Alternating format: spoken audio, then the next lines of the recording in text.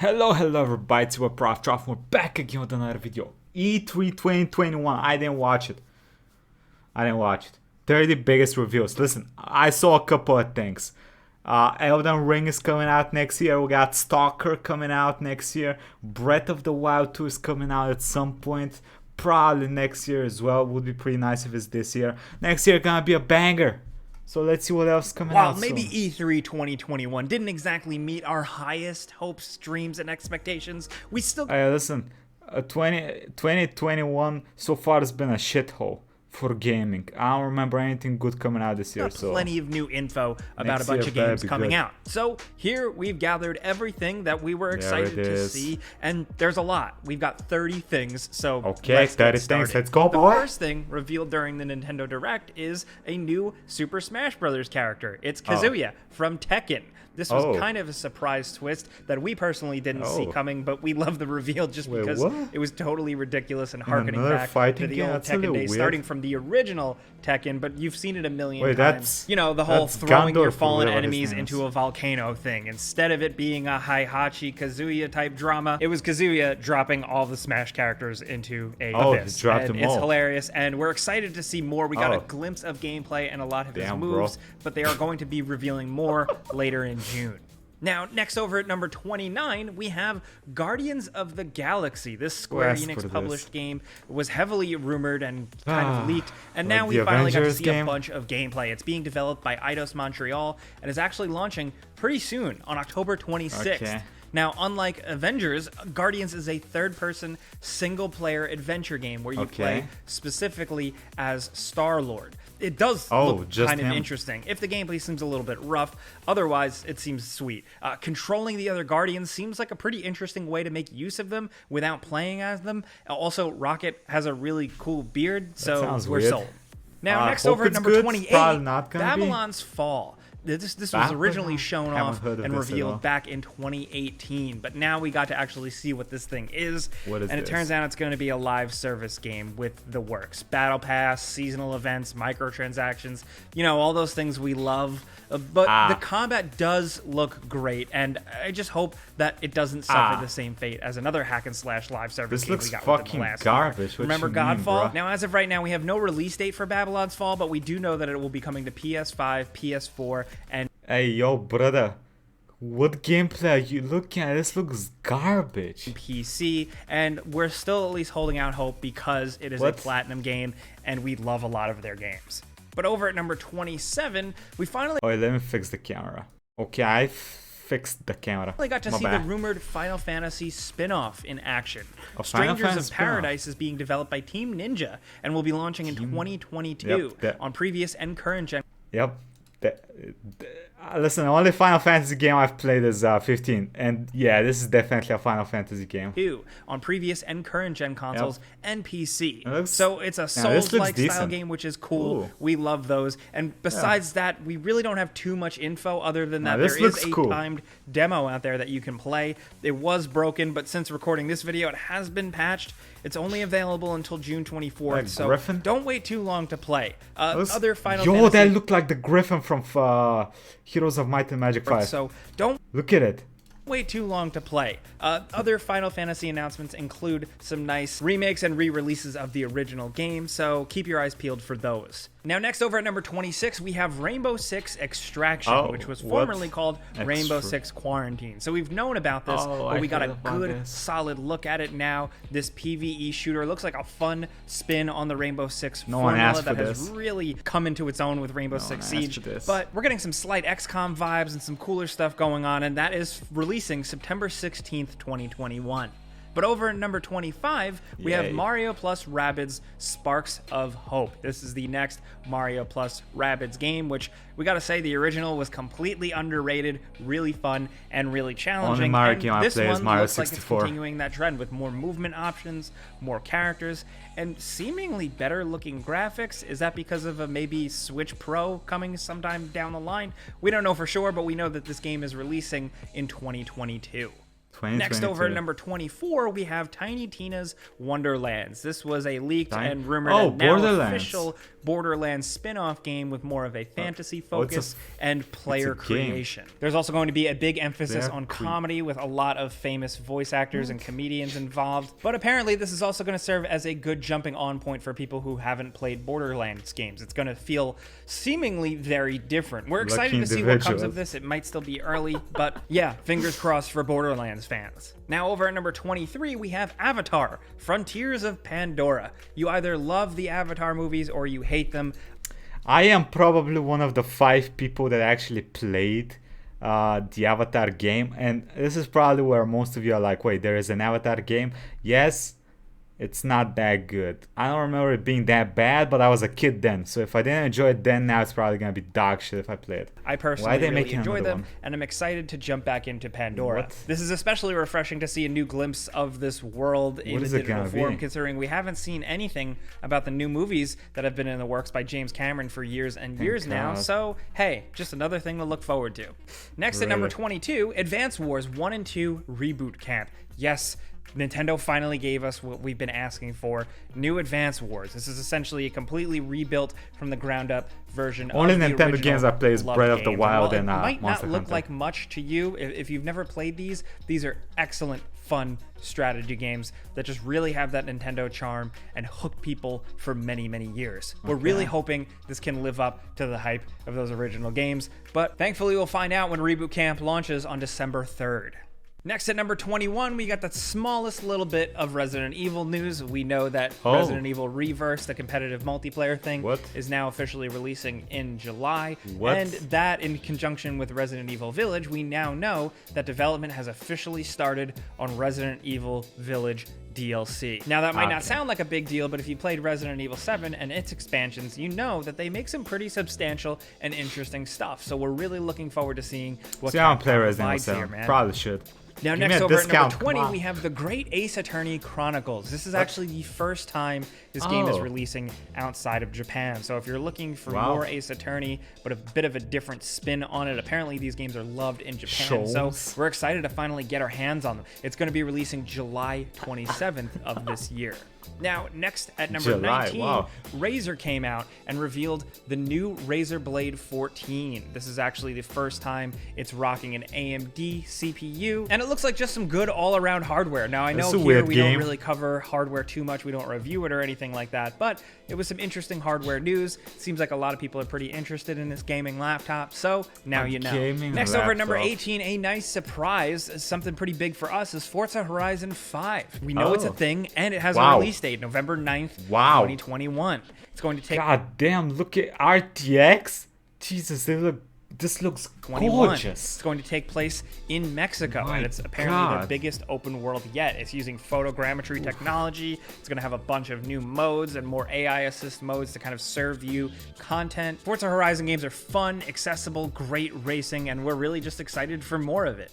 Now, next over at number 17, we know that we're getting a new Outer Worlds. The Outer Worlds 2 has been announced with a really funny teaser trailer that made fun of the fact that it's really early and they're not showing us anything, and why do companies always do that? But it's still really nice to see that this thing is getting a sequel, because this is a very, very Obsidian as hell a decent amount of people like the first one. So we're looking forward to it whenever it may come. So now, next over at number 16, we have Replaced. This just has some really incredible visuals and a very interesting graphical style, but then when it kicks into the gameplay, you have this insane melee and shooting combat and platforming. This is kind of the more indie style game. This looks awesome. Really exploded onto people's radar, and we really can't wait to see what comes from this one. Now, sticking with some of the stuff announced at Xbox, at number 15, A Plague Tale Requiem. This is the follow-up to A Plague Tale Innocence, and it's releasing in 2022. That game was extremely underrated. We're really happy to see it have a sequel. Linear, single-player, narrative-driven games are awesome. We love playing adventures, and we're excited that this is coming. Next, over at number 14, we have Somerville. This is releasing in 2022 and looks kind of in the same veins as something as Little Nightmares or Inside or Limbo. And from the style to the scenario to the fact that you're playing seemingly as a family family, this thing looks incredible. They don't make enough games like this, to be honest, this type of he subgenre, so we're happy we're getting another one. What? Now over at number 13, we got an early announcement for a game called Contraband. This is actually from Avalanche Studios, and we know it's going to be a cooperative open world game. That's really all we know. Seemingly, it's a ways off. Honestly, I could have just waited. I didn't need such a vague announcement, but still, it's another game coming to look forward to eventually. Now, over at number 12, we have Blood Hunt. This is a new competitive multiplayer game set in the Vampire Masquerade universe. Obviously, Vampire the Masquerade. At this point, I have no idea. Is Vampire the Masquerade 2 even still in works? Is that actually ever gonna come out? Bloodlines 2 is still seemingly a way off because it did not show up anywhere at E3, but at least we get some vampire action here. Not too much to go on this one yet, but yeah, keep your eyes out for it. Because over at number 11, we have Planet of Lana. This is an indie adventure game where a young girl and her loyal friend go on this crazy adventure with just really good visuals and a really cool vibe. We don't highlight enough indie games on this channel, but this one seems to be one of the ones that really, really blew people away. And we're looking forward to getting our hands on it in 2022. Now, next over at number 10, Jurassic World Evolution 2 was announced. Now, don't get it twisted. We reviewed the original Jurassic World Evolution, and our Before You Buy, we were pleasantly surprised. What we thought was going to be just a dumb movie tie-in game actually turned out it's not bad, pretty awesome. So we're excited to see this formula getting another chance, especially with a cool new setting. This is seemingly releasing this year, and we can't wait. And next over at number 9, another big thing, we got Battlefield 2042. Like, what are they gonna change about that Jurassic game? Because I played it and it don't seem like you can add much more to it to make a sequel game. We'll Gameplay. We got to see a full map with 128 players, and there was a lot of chaos. There was vehicles everywhere, especially with them being airdropped. We got to see grappling hooks and zip lines in action. We got to see a massive dust storm takeover and some wingsuit gameplay in third person, which is pretty awesome. Still a little skeptical of this one.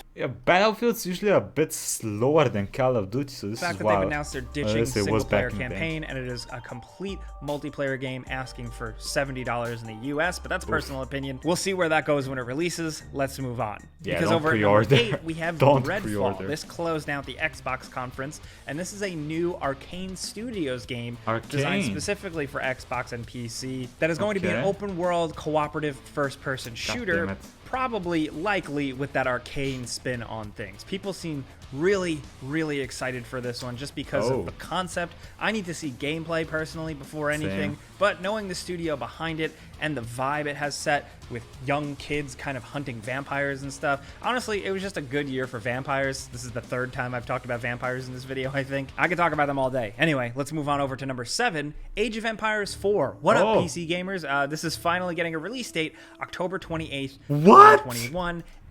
Age of Empires 4. And from what we've seen of it, it does look pretty Age of Empires. Really, not too much to say, but we'll probably be making videos on it. This looks awesome. Now, next over at number 6, we have Stalker 2, Heart of Chernobyl. Yes, I'm gonna be honest with you. When I saw this, I was like, Jesus Christ, it's actually coming soon. Next year. I mean, not soon, but I saw the gameplay. God damn, it looks fucking amazing. Wow. We got to see full gameplay of it. I see why they've been developing it for like 50 years. This has been in the works for years, and man, does it feel really different from the original Stalker games, while also still having that good dread and atmosphere. We're wondering... What? Did we watch different gameplays, bro? It looks the same shit, but like... new. Wondering if the gameplay scenarios are going to feel similar, because at the time, Stalker was absolutely groundbreaking. Still, this first-person shooter with some science in it looks really exciting. Now, next over number 5, Nintendo revealed Metroid Dread. This is the next Metroid 2D Metroid game, the first we've had in a very long time. And it looks pretty awesome. We've got new weapons, new powers. Samus has a really cool suit, and it looks like a nice return to form to that traditional Metroid gameplay with some great new spins, similar to Samus Returns that we got on 3DS a few years ago, which was incredible. Honestly, for me personally, this is at the top of my list, something I'm really... Wait, Fable? What about... Did something about Fable? Looking forward to, and I don't have to wait too long either, because it's releasing October 8th, 2021.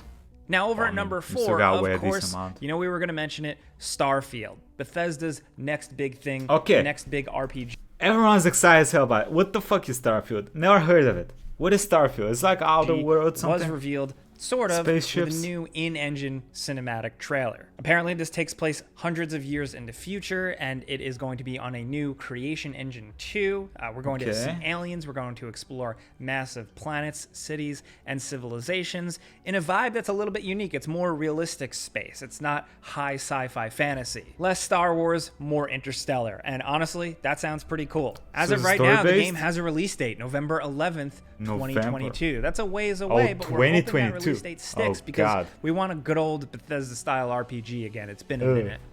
Now, next at number 3, we got big new looks at Halo Infinite. We got a glimpse of some story campaign cutscenes that seemed very... What happened to Cortana? Damn, I remember you being hot in the past.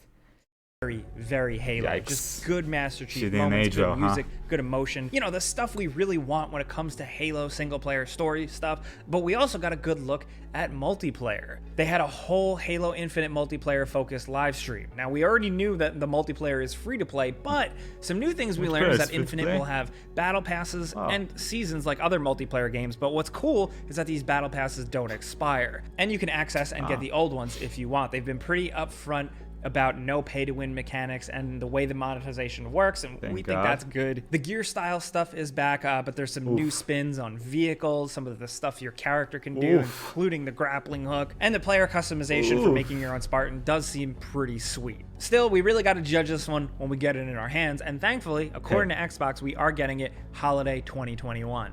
Now, next at number 2, we got Breath of the Wild 2 gameplay. I was waiting for this. Breath of the Wild. I thought when we played Breath of the Wild, we'd be playing as Zelda. I thought that's what was gonna happen. And listen, I love my boy Link. He's got like a cool cyber arm. That shit's cool, but Zelda got a fat ass, bruh. From Nintendo.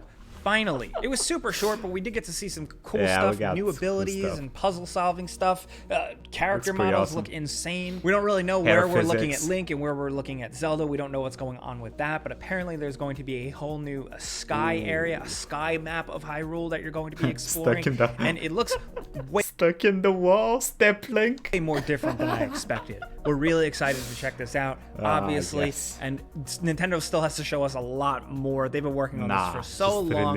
But they've said the game is now coming in 2022. Now down to number 1, of course, you know we were going to mention it, kind of the thing that kicked off E3. Elden Ring, baby! It's here!